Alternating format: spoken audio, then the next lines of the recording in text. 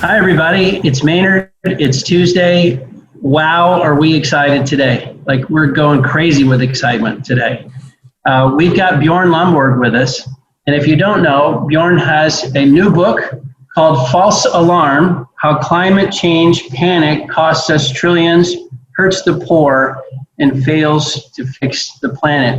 Bjorn is an acclaimed author. He's written The Skeptical Environmentalist, Cool It, as well as a number of other things. He's an acclaimed author, writer, lecturer.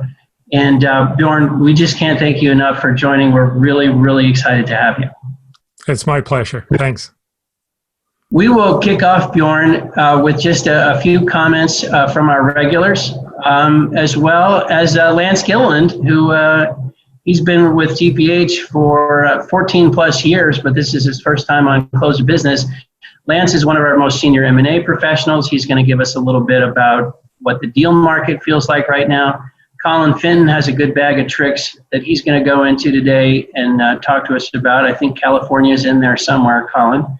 And we'll kick it off, though, with Mike Bradley. Mike, what's the news today? I think we all saw Exxon coming out of the Dow index. What do you make of that? What's the market make of that?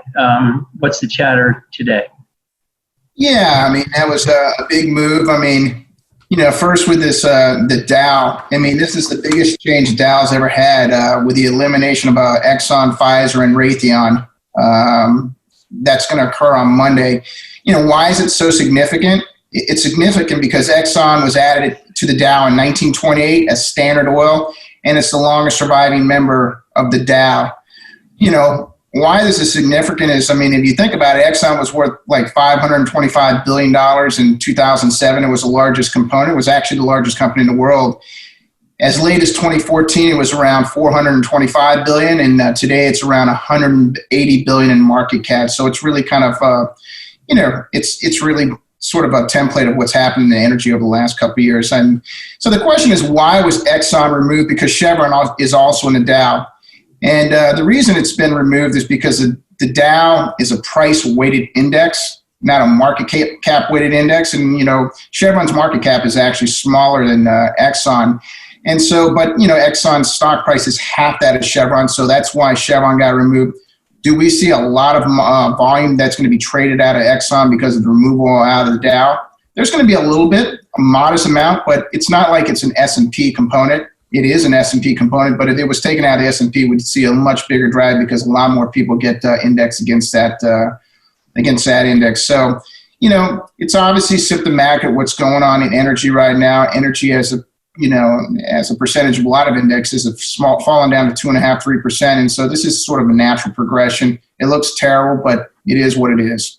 Anything in the broader commodity markets? I know we're in a bit of a lull. We've got the Barclays conference is coming up in a couple of weeks, but just any other news in the market right now? I know we also got a couple of friendly hurricanes in the Gulf of Mexico.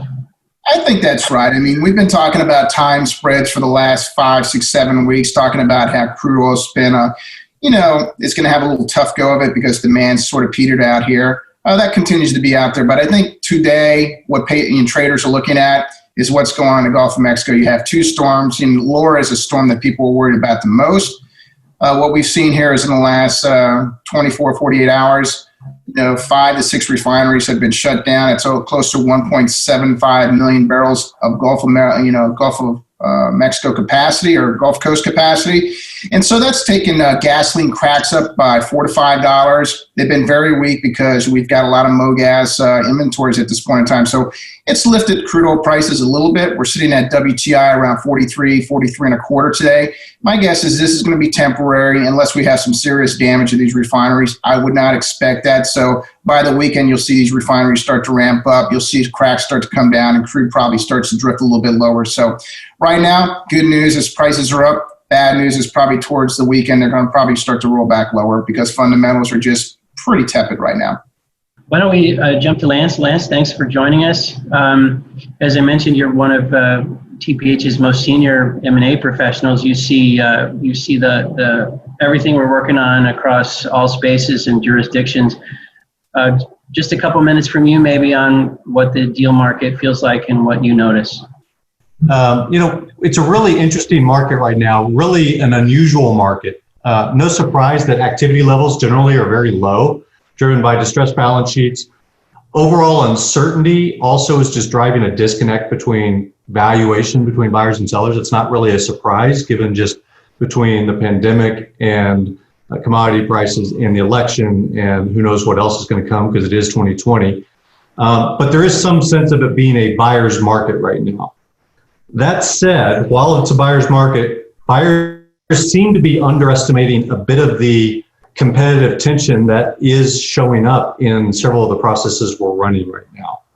We are seeing multiple scenarios in which a buyer comes in, he may be a bit overconfident, thinking that he's probably the only real bid in a process. He may be taking his time.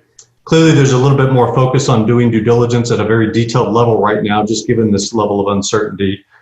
But when they take their time, we're finding that we can find a bid away and that the buyer can get surprised by there being actual real competition in a process right now, and that we are seeing a little bit of bidding frenzy as you get into the final stages, which has been quite interesting and frankly, from our perspective, quite heartening.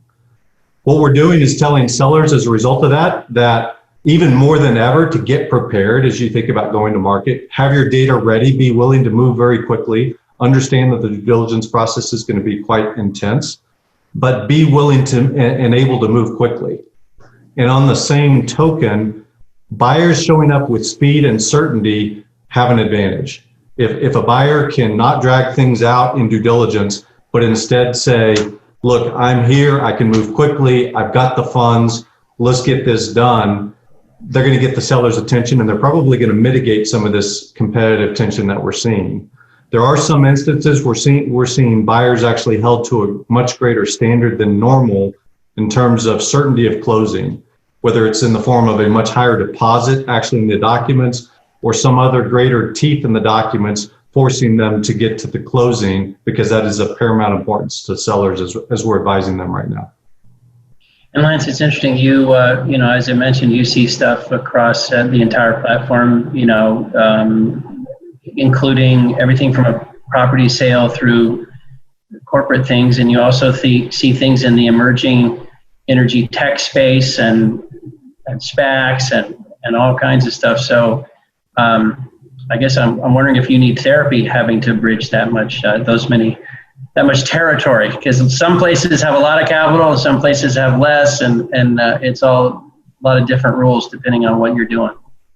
Yeah, it certainly varies, but again, I think across the different sectors, there is this uncertainty in terms of the competitive tension, whether it's in services or midstream or tech or upstream even. There are more buyers out there with money than you generally think, given the market. That's not to say that you're going to have 20 people show up and actually make bids, but yeah. There's a lot of tension there. And frankly, that makes it more fun for us. I probably need less therapy than normal right now. Okay. Great. Thank you, Lance. Okay, Colin, I'll let the cat out of the bag because I know you're going to do a little follow-up on California. So why don't we turn the show over to you? Well, before we get into that, I just wanted to relay a little bit of an anecdote. I mentioned to my wife that Bjorn was going to be on the call this week, and she had read his book, Cool It, probably a decade ago. And she said, I know that guy. He's the one that says, if you want to save the polar bears, stop shooting them. And, I feel like after a decade, Bjorn, that's what she took away from that book, but it really made an impression on her. And I noticed The Economist has a little blurb in the current issue where there's a fellow complaining about the opening of ANWR who just shot 2 polar bears. Now, there may have been very good reasons. They're dangerous animals. We all get it. But, I think you have put something in the cultural zeitgeist that has really resonated for some time. So we're all aware that California has had some troubles with heat and the supply-demand balance in its power sector in the past couple of weeks. I think it's really important, though, to be honest about exactly what the cost of unreliability has been. Remember that some of our recent guests have emphasized that the objective of all of what we're trying to accomplish in the energy markets is to provide cheap, abundant, reliable power. And if there's one thing that this power price chart shows is the cost of unreliability. Now, one may make the point that a surge to $491 and change per megawatt hour at the California-Oregon border on a single day It's just a one-day spike. But remember, if we average this across the year relative to the 2019 average, that's an increase of about 3% on the average year over year, just dispersed. And because it happened for a couple of days, it was more like 7%. Moreover, if we turn to Arizona, to the Palo Verde spot price, take a look at this. This is a 20-year chart, and that August 18th price was 1639.60 per megawatt hour, just literally off the charts. And so anytime we're looking at levelized cost of energy charts, which really emphasize the production side, I think, to be intellectually honest, you have to ask about how wholesale prices get into the retail market and force, people, particularly of average to below average means, to pay a very expensive price for energy.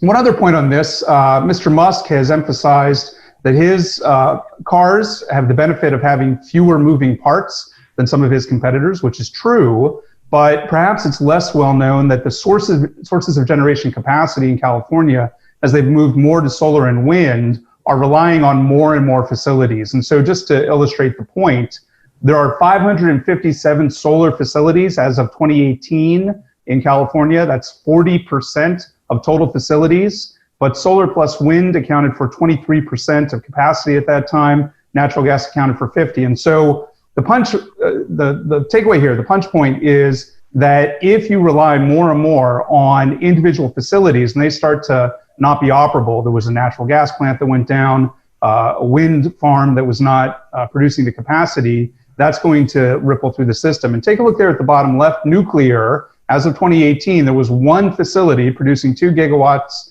of electricity, and really didn't even appear as a percentage share. And you can see that point here made that if we look at what is the reliance on summer generation capacity per facility, on average, natural gas went from 158 megawatts down to 127, wind went from 32 up to 51. And now quickly, I just want to give you a little flavor about electric vehicles, because I suspect we're going to talk about it in the balance of the show. And if we look at 2019, best estimates, including from the IEA, say there were about 7 million electric vehicles on the global roads. On-road total vehicles, about 1.5 billion. This excludes all off-road vehicles, all heavy machinery. And there is some dispute about these numbers. For example, the World Health Organization, as of 2016, looking at vehicles registered by country, came up with a tally of about 2 billion. So I don't want you to really focus too much on the level. It's a couple of billion. I want you to focus on the CAGR there in the right-hand column. If we had a 10.5% CAGR for the next 30 years in electric vehicles, we'd achieve 160 million vehicles by the year 2050. And if we saw the historical growth rate in all vehicles, which is about 3.5% looking at the past 40 years, we'd get to north of 4 billion. That would leave EV with a share of total of less than 4% at a 10.5% CAGR.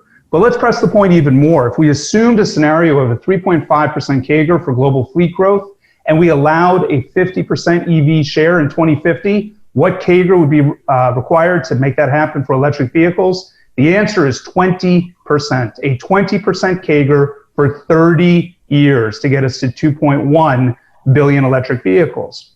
Now, just for the sake of argument and to illustrate where the boundary conditions are for this kind of analysis, let's allow the global fleet to stay flat. Let's assume that it's 0% growth from now for the next 30 years, and we still allow a 50% share for EVs by 2050. What's that CAGR? 16.1%. What's the takeaway? The takeaway is if there is any growth in the global fleet, if there are any more buses, if there are any more trucks, if there are any more cars between now and 2050, we need to see a CAGR in the EV fleet between 16 and 20%. And the only way to get a lower CAGR is to have a contraction in the total size of the global fleet. And remember, we're talking about 50%. This is not 100%. So it begs the question of what is powering the other 50% of all of these vehicles. Reasonable people could disagree on what portion is going to be gasoline, diesel, compressed natural gas, LNG, hydrogen fuel cells, and so on. But I think it's illustrative of, you can really tell when people have done the math and not done the math, because these are pretty impressive numbers. And when we look at even the United States, what share of the on-road vehicle population is coming from light-duty vehicles, what we would think of as SUVs and sedans. It's north of 90%. And very rarely do we talk about the motorcycles, the recreational boats, and so on. So just to set the table there a little bit, that it doesn't mean that one is against electric vehicles or against solar or wind. To illustrate these points, which is something that Bjorn frequently emphasizes. Human beings do have an effect on ecosystems. It is often bad. There is a problem. We have a management challenge in front of us, but binary thinking will not get us to a 50% share of on-road vehicles with electrification, and we just need to be honest about some of those calculations.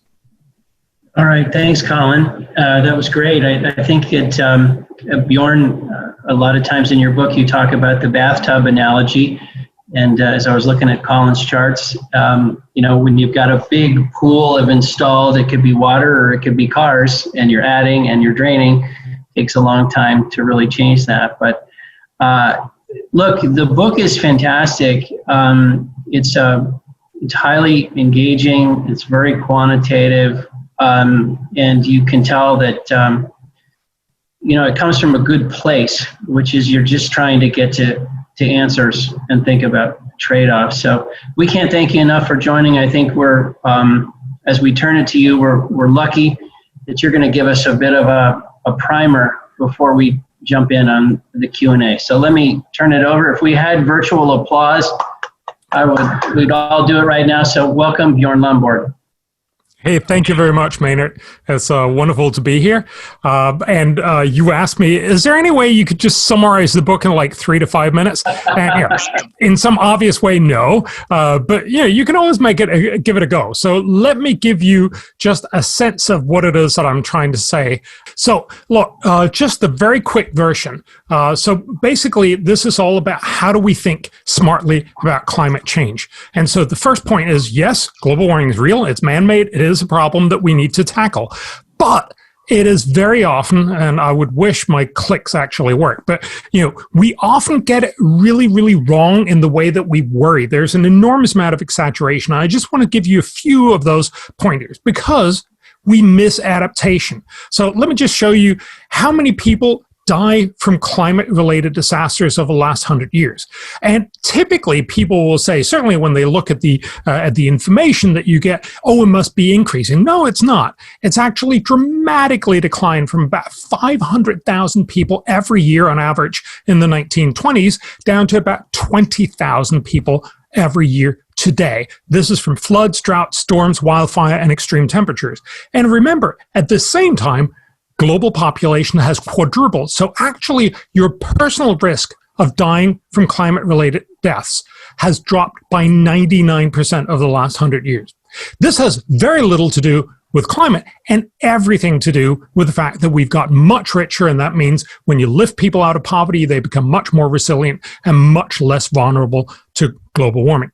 But let me just show you one thing, and we hear this all the time, what about future flooding? If you take a look right now, and this is one very, very quoted study that shows right now we estimate about 3.4 million people get flooded every year. It costs $11 billion in total damages. You also need to pay for upkeep about $13 billion in dike costs. The total cost of flooding here is 0.05% of GDP, of global GDP. The important thing is to recognize it's a fairly small number compared to what you'd believe. And yes, 3.4 million people is a significant number. It's not the end of the world. But what will happen if, and I'm just going to show you one thing, if we assume the worst case warming, if we assume the highest population growth, so the most people to be damaged, and the highest GDP, so the most stuff to be damaged. If you don't include adaptation, this is what will happen. You will basically see an incredible increase in the number of people being flooded. Every year by the end of the century, 187 million people will get flooded because there's no adaptation. The water is just rushing over a lot of our infrastructure. It's going to cost us $55 trillion every year. The dike cost obviously not very big because we don't do anything. The total cost is somewhere between is around 5.3% of GDP. This is a huge cost. This is the kind of thing that you will constantly see on headlines. It was on the headline of Washington Post and many other papers across the country and really across the world last year when the 187 million number was launched. And it's been coming on and on again and again. It comes from the same models. That's why it's the same number. But of course, it's totally unrealistic to assume that we're all just going to sit for the next 80 years, watch the sea lap up over first of our ankles, the knees, and the hip, and eventually we'll have to move or we'll drown. If we do sensible adaptation, this is what the same models show, this is what will happen. We'll basically see almost no one being flooded, about 15,000 people being flooded.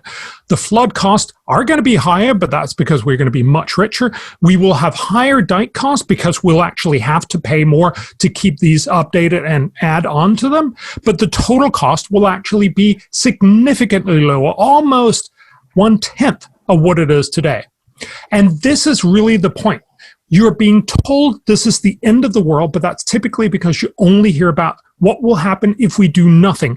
But if we do sensible things, it actually turns out not only a problem going to be smaller, not bigger, but also the cost is overall going to go down because our prosperity is going to outcompete the extra cost from global warming. So let me just get you started. What is going to be the global cost? And this will bring me into how do we think about smart climate policies. This is the global cost of all climate damages from 1990 when we have global data. And what you again see here is a decline, not an increase in percent of GDP. Let me just show you how do we think about making smart climate policy. What is important to recognize is, yes, climate will get worse. It will increase damages, but so will climate policy. If we have more climate policy, that will also be a cost. We have to pay both, and that's why we need to think about how do we minimize the cost of both. So this is the UN Climate Panel. They estimate, as you see, temperature range going up, and the total impact in GDP as you go further down, it gets bigger and bigger. This is one guy, this is the guy who got the Nobel Prize, the only climate economist to ever get the Nobel Prize. He got it in 2018 from Yale University, William Nordhaus. This is his estimate. All of these are different different studies, and this is his best estimate of what the graph looks like, how much damage at individual temperatures. He also assumes we're actually probably omitting damages because there's some things we haven't taken into account, so we're actually using the blue line. So with that, let me show you what are the cost of climate and what are the cost of climate damage. And again, I'm sorry, I'm using this in centigrades, but you get the point, as double it and you get Fahrenheit about. So if we do no policy, the cost is going to be, and that'll give you 7.2 degrees Fahrenheit, the cost of all climate damage is going to be about $140 billion. If you cut temperatures significantly lower, all the way down to about 3.6 degrees Fahrenheit, I believe, then you get a cut to temperatures almost down to $40 billion. This is what most climate campaigners will show you. See, if we cut carbon emissions, if we cut temperatures, we're going to see fewer damages. That's absolutely true. But you also have to remember, if you cut these carbon emissions, you also get climate policy cost. Those are also damages. So if we do no policy, obviously there's going to be no cost. But as we do more and more stringent climate policies, we will see greater and greater costs. The point is, we have to pay both. So as I showed you before, here are the costs from the actual climate impacts. These are the ones that we talk a lot about. But we also have to pay the climate policy costs. If you add these up, what you see here is this is the optimal outcome. This is actually what the only climate economist got to get the Nobel Prize. Nordhaus shows us is the optimal policy. Some climate impacts should be stopped, but definitely not all. If you try to stop as much as you can, you could end up making the world twice or even more worse off than if you just had climate. So, what are the climate policies that don't work? And then I'll wrap up.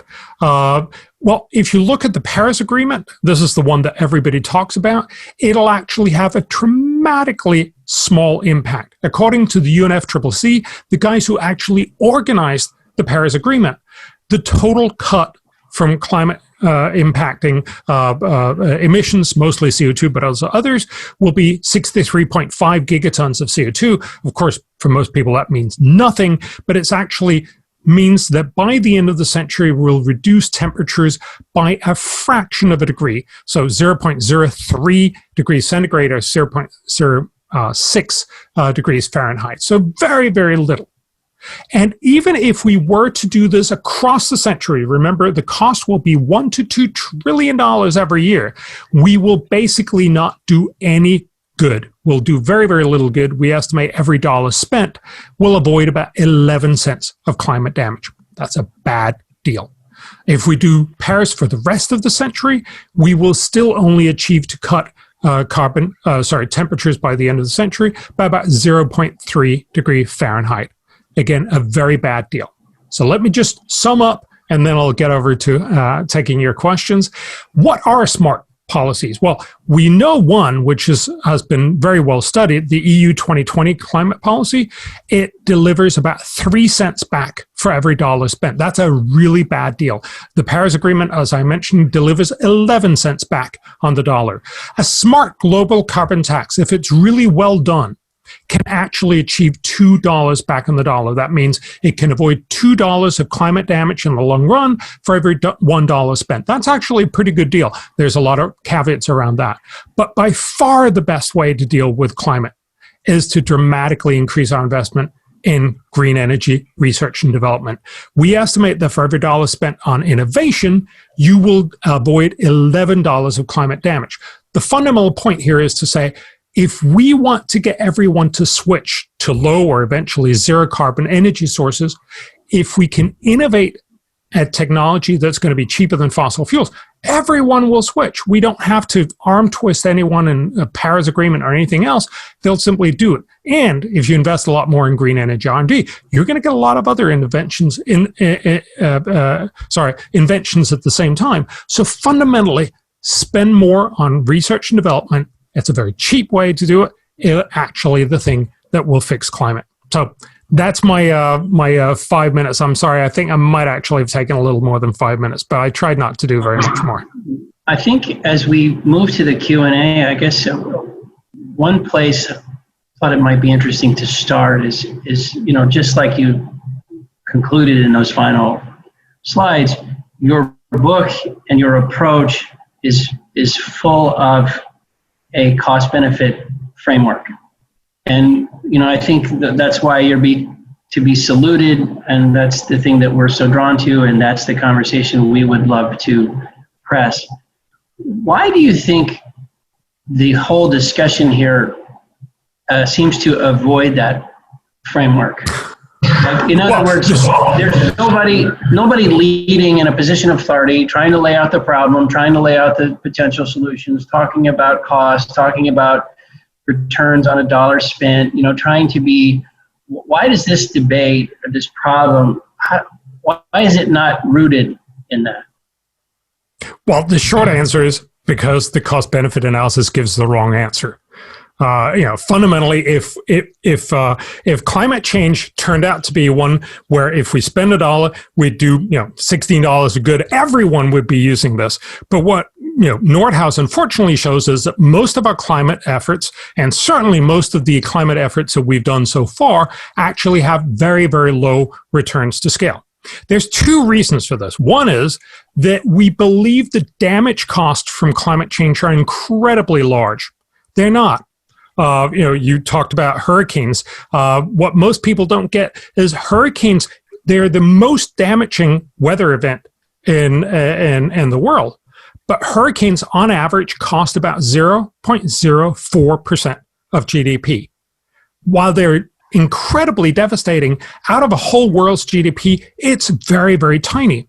And what will happen, and this is one famous paper from Nature that describes what will happen in the future as hurricanes actually will get fewer but stronger. and the stronger outweigh the fewer, so stronger hurricanes are much more damaging. So overall, it'll lead to more damage. Because we're also going to get richer, and richer means more resilient, we're actually going to see lower cost by the end of the century. So this Nature article estimate that instead of 0.04% damages per year, we'll in 2100 see damages of 0.02%. Actually, it's going to go down.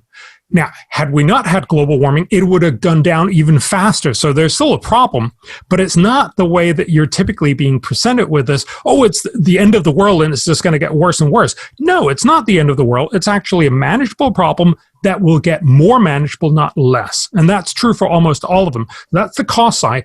The benefit side, of course, sorry, that's the benefit side because that's what we're trying to avoid. The cost side is that it's actually really costly, and that was, I think, what Colin was trying to make with the graphics for what's happening in California. It's really costly with our current approaches to how we try to tackle global warming.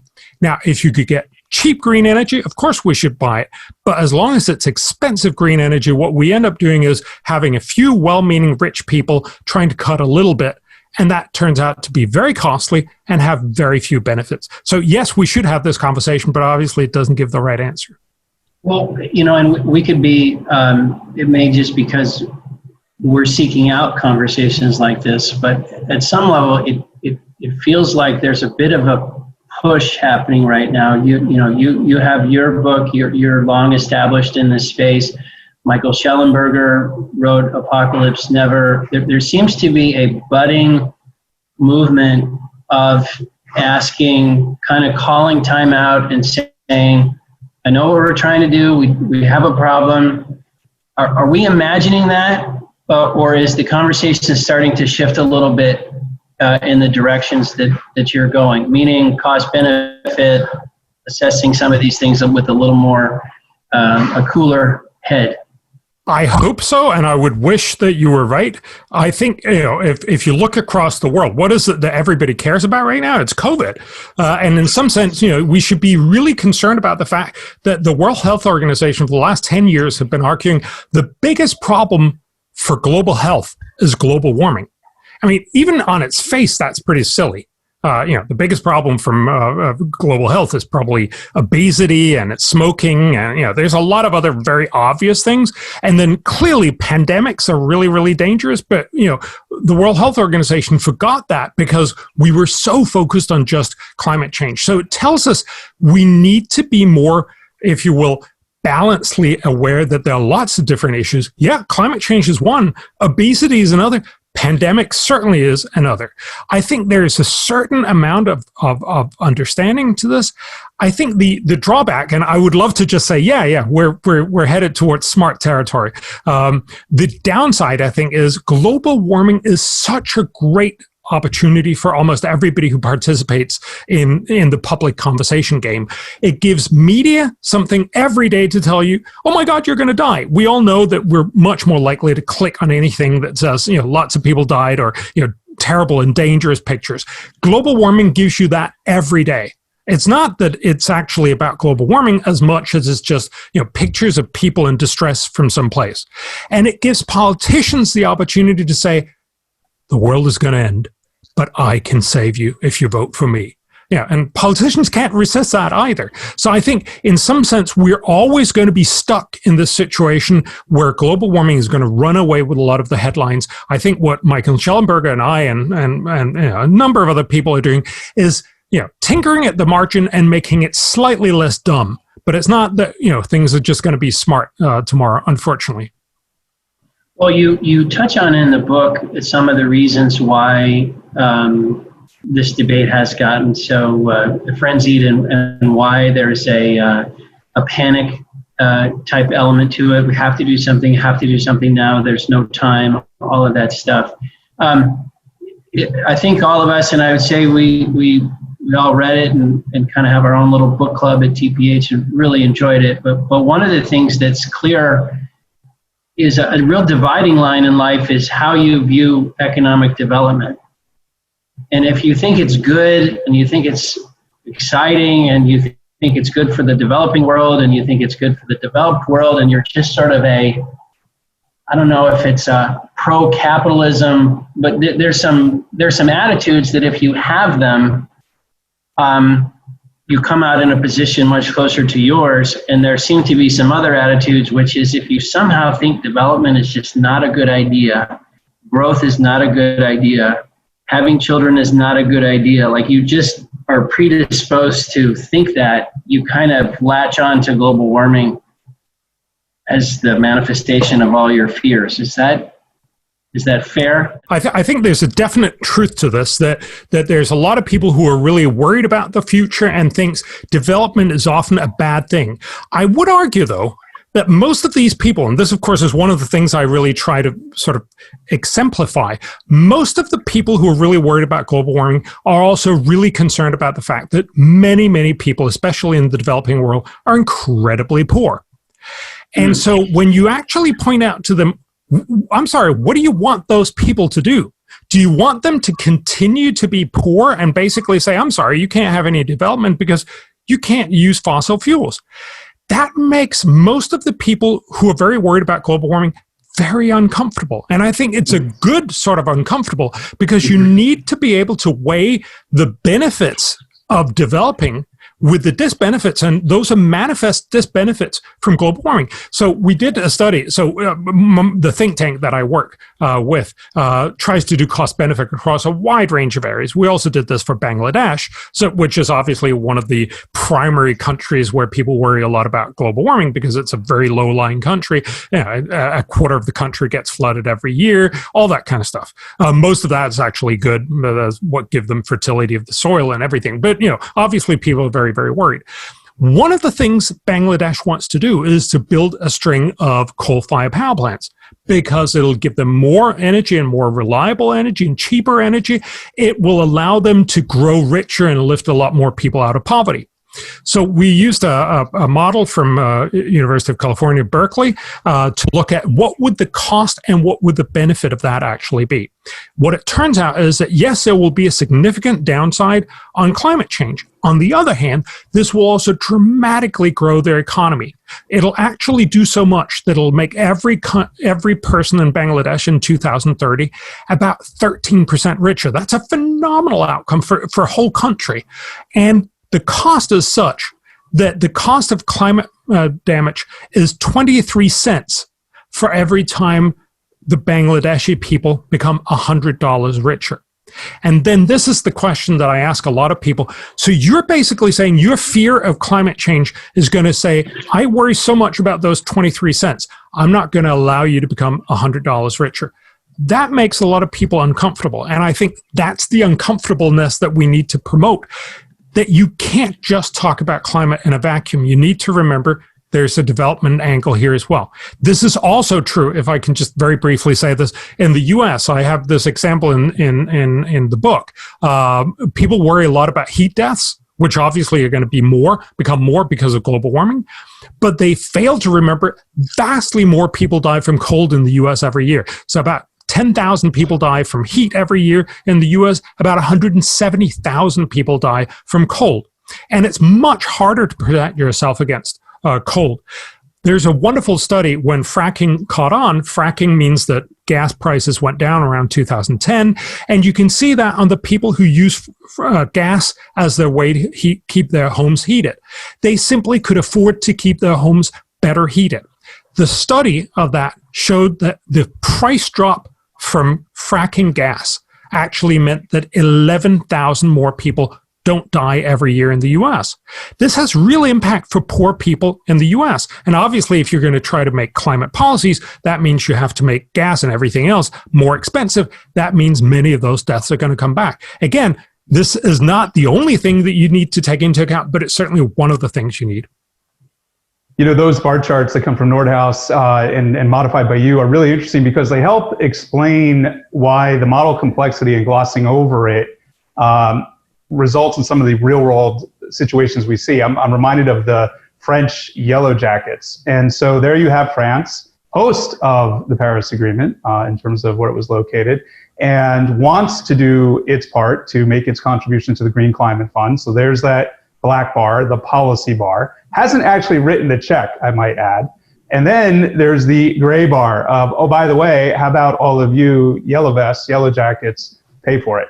And, you can just see this over and over and over again. Then the conflict is, how come you're not listening to me, median income person who can't afford this, who already lives in a society that has a big nuclear footprint? So maybe if you could just talk a little bit about, as you talk to governments around the world, why do you think there is this disconnect where the policy elite can only see the black bar, and when there's a protest or a pushback, can't see that maybe there's something wrong with the assumptions in the model, or maybe I'm putting a lot of pressure on these people and something's breaking, or maybe, my assumptions about the $100 here and the 23 cents, like why does it fizzle? Why can't they see it?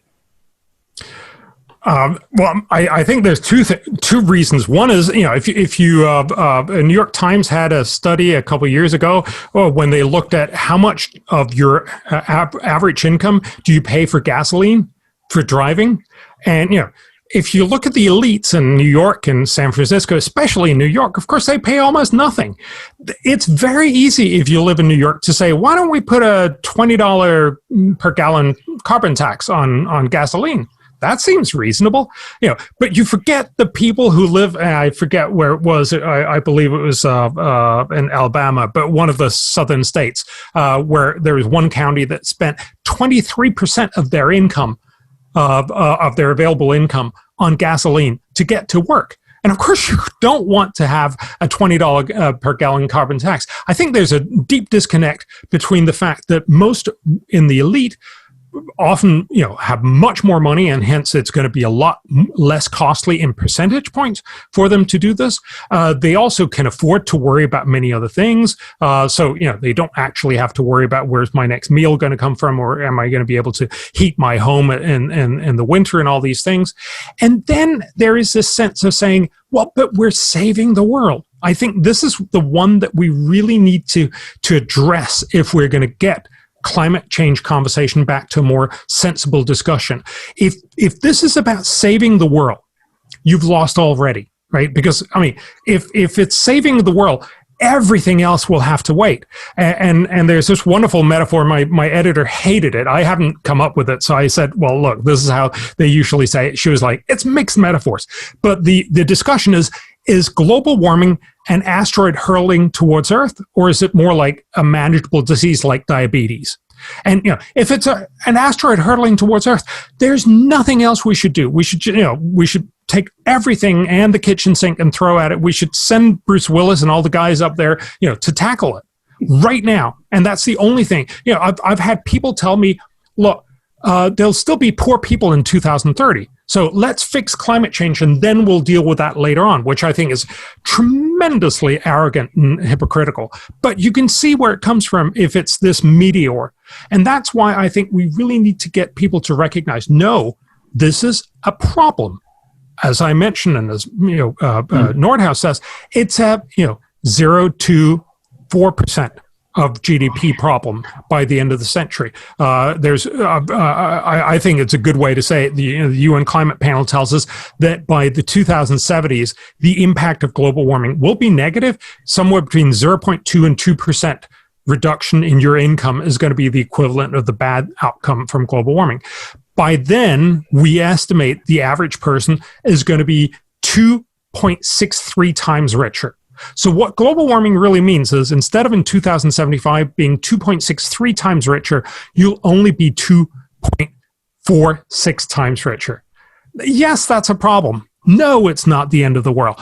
That's the conversation that we need. But of course, there's no way I can combat, or we can combat this when you watch the flames licking over California and the hurricane that will come in just a day or two, and on and on. There's always the next story, and then it seems like you're just saying numbers, and we have all the great pictures. And I think that is true. I think that's one of the reasons why I told Maynard, I don't think this is ever going to get rational. I only think we can make it slightly less irrational. Well, reviewing the history of human civilization, predicting asteroids destroying the world and other mayhem is one of our favorite pastimes. And I have no doubt that once we get past this one, there'll be another asteroid around the corner 100, 200 years from now. So let me ask a practical question. You mentioned a carbon tax, and in your book, you talked about that. Could you share with us your thoughts about whether you think a carbon tax is a good idea or not a good idea? So any climate economist will tell you a smart way to address a market failure that when you put out CO2, it has negative impacts, but you don't take it into your account, is to tax it. This has the basic benefit is it actually makes the market mechanism more effective because you'll still do most of the stuff you want to do because it's actually worth more for you to emit a ton of CO2 than the negative impact, just like what Bangladesh came out with. They'll make $100, but they make 23 cents of bad outcomes. They should pay those 23 cents of bad outcomes, but they'll still do it because they got the $99 and whatever, how many cents. So it's a great outcome overall. It's a great way to do this.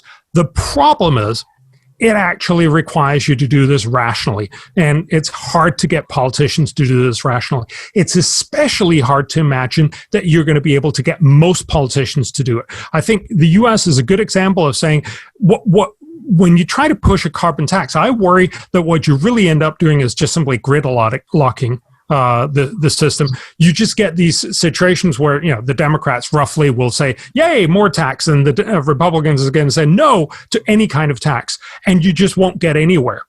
And so, in some sense, while the carbon tax is the right approach, and we'll probably see a lot of countries do some of it. And again, remember, it's a moderate carbon tax that should moderately increase over the century, not a dramatic carbon tax that should just go up incredibly fast. This is a moderate one. That would be a rational outcome. It would actually reduce emissions about 50% over the century, but it's also very likely that we won't get most of this right. And that's why I emphasize this is the technically correct way to do it, but a much more impactful and much easier way to do this, and likely also one that'll actually have much, much better chance of reducing dramatically emissions over the 21st century is innovation. So yes, carbon tax, but don't let this be the thing that destroys doing the really smart thing, which is innovation. Which kind of leads to my question here. You lay out the 5 policy areas you think we should focus on globally in the book, but what do you think actually will happen here? I mean, we're changing the conversation. You're injecting a cost-benefit analysis into this, which is tremendously helpful. Hopefully it gets some traction here. But just given the challenges of global coordination, given where the conversation is today, what do you think really is the outlook and actually happens? Do we just sort of muddle through and end up with the worst case scenario? I think we'll end up with a lot of wasted money. If you look at Biden's $2 trillion proposal, which obviously is one a way of saying I actually care a lot more than what you think about climate change. It's a mix of a lot of weird things. I mean, the biggest part, it seems, it's hard to actually get numbers out of it, but the biggest part actually seems to be about rebuilding the U.S. interstate highway system, which is not really a climate policy by any reasonable sense. And that might actually be a very smart thing, but I think it has very little to do with climate. And there's weatherizing houses, which we typically know is a pretty poor investment. So you end up, spending a lot of money. You show in the analysis beforehand that it's actually going to save you a lot of money if you insulate your house better. But the truth is you'll just simply, you'll end up heating it up more if it's in the winter or cooling down more. And then you'll end up wasting a significant part of the savings that you're supposed to have. And so overall, it typically ends up, we know that from the biggest study of weatherizing in the US, you end up, spending $1 and only getting benefits worth about 50 cents. Again, a pretty bad deal. But he also claims that he's going to spend $400 billion on research and development. Now, I think that's too much, because there's just no way you can input that much research and development money into the system right now. Right now, the world spends about $15 billion per year. He's suggesting to ramp the U.S. spending up to $100 billion a year. That's probably going to be too much. But if it actually means that he's going to ramp it up significantly, that would be wonderful. That could actually be what will really solve the problem. And I think also we should emphasize this is what the U.S. is good at. Innovation. And if you think back, what is it that solved problems in the past? It's innovation. It's never telling people, I'm sorry, could you do with less? If you think back to the 1950s in Los Angeles, it was terribly polluted. It was mostly from cars. And the sort of climate approach would be to, I'm sorry, could you all guys not drive? Stop doing that. You know, that obviously would have no option. What really happened was the catalytic converter in 1974. We get this wonderful thing, you put it on the exhaust pipe, and basically you cut emissions dramatically, which is one of the reasons why you have more cars driving more miles in Los Angeles area, and you have much, much cleaner air. That's the way that you do it, through technology. And that's what we need to do here. So I think if we could make this into what I genuinely think is true, this is the American way of solving problems. So, you know, there is some real opportunity to do smart stuff. Then there's going to be a lot of wasted resources. And I think that's somehow inevitable because lots of people have just talked themselves into saying, this is what we need to do to fix climate change. I think we're going to find increasingly that people get dissatisfied. As Colin mentioned, you know, you're going to have more and more yellow vest experiences. You're also going to have more and more blackouts and people getting annoyed that, you know, the solutions are not working and just realizing, oh my God, how expensive has this gotten?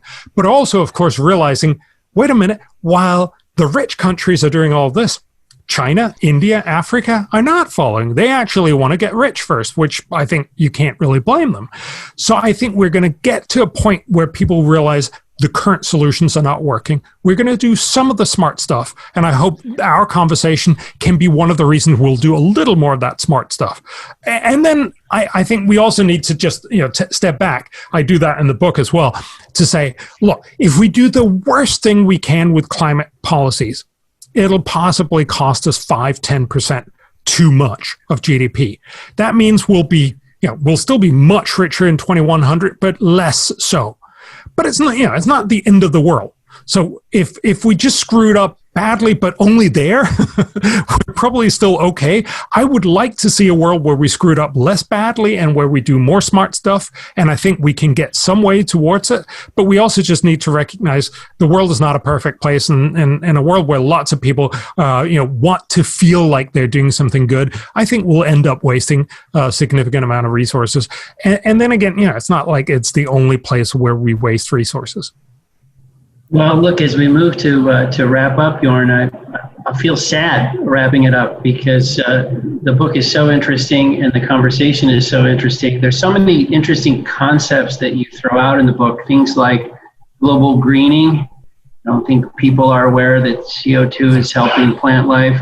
Your notion of the expanding bullseye and how hurricanes today, there's just more stuff that they could potentially hit. So the book is full of so many things. I was going to ask you as we wrap up, there's one concept which everyone expects.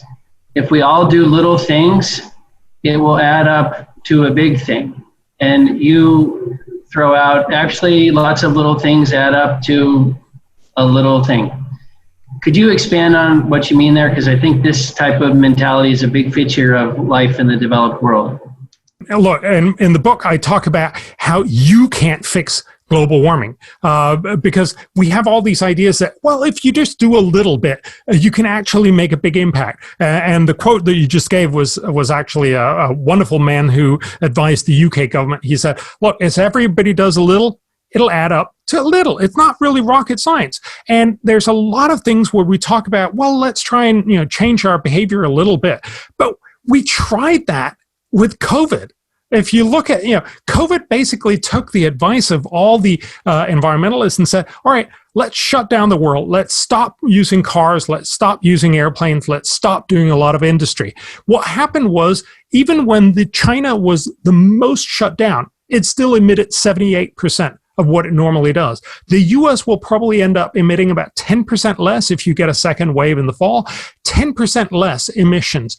But remember, even when all countries in the world have shut down and then started slowly getting back, the impact by the end of the century is going to be to reduce the temperature by 1/500th of a degree Fahrenheit. It is nothing. And that underscores the fundamental point. There's no way you're going to convince people to just, cut it a little bit and then we'll somehow fix this problem. No, you'll have to have 10 shutdowns the size of COVID every year if you're actually going to solve this problem through telling people, don't do this, don't do that. And of course, that's never going to happen. And what that tells us is this is not going to come from changing people's behavior. It's going to come from technology, just like with the catalytic converter. And meanwhile, one of the costs of shutting down the world bit by bit, state by state, jurisdiction by jurisdiction, as the WHO acknowledges, is we skipped 80 million vaccines of polio, measles, diphtheria. And so for the benefit of that small gain on a climate change perspective, we have people now who have some risk. They may get the vaccine a week from now, a month from now, who knows, but some risk of contracting another really bad disease. And so that's why it's so dangerous to only think in these narrow lanes as opposed to taking that broader perspective that you so ably steer us to pay attention to. Hey, Bjorn, I'm interested in what the global opinion is, excluding Greta Lundgren of the U.S. from a climate policy standpoint. I mean, do they consider us in front of, behind the curve, and is that changing? And then how does it actually deviate from what the numbers say? And so do you think from an innovation standpoint that our image on the world stage is going to change over the next 4, 5, 6 years? Well, I mean, obviously that depends a lot on the outcome of the election in November. But I think there's always been this sense that the U.S. is lagging behind, and that was even somewhat true under Obama. Much of this is more of a perception, I think, because if you look at who cut the most carbon emissions in the 2010s, the U.S., because you got fracking. So, there's a very big difference between what you hear and what you think, and then what's the reality. But I think what the U.S. should be doing is to say, look, we want to lead, but we want to lead by being smart. And unfortunately, I don't hear either of the presidential candidates really, pitching that argument. We want to lead by cutting much more carbon in the long run through innovation, but doing it much, much cheaper. And we really need that conversation. One of the fears I have with the Biden $100 billion spend is not only can we actually spend that much on research and development, but also if you can't, what are you going to spend the rest on? Chances are you're going to spend it on the cylindrical kind of things where it's not about innovation, but it's just simply, giving subsidies to people that and companies that you'd like to see survive. And often that doesn't do very well. So let's try to spend more money on research and development, but please not too much, because then we end up just wasting our resources again. But I think there's a real chance for the U.S. to come out and say, we want to do the smart stuff, the stuff that actually works, the stuff that's cost effective, and the stuff that we can actually envision continuing doing instead of running into the next yellow vest protest. Well, Bjorn, we can't thank you enough. The book is False Alarm. The other books are Cool It, Skeptical Environmentalist. We're all going to be looking for you. I hope you show up in a lot of great places. I hope you moderate the presidential debate and pin those two down about doing some smart things. But we've made a big purchase of the books. We're going to hand them out at our events and get them to our clients. But thank you so much. Thank you for what you're doing for this debate. It's much appreciated. Man, it was my pleasure. Thank you very much, guys. Yes, sir.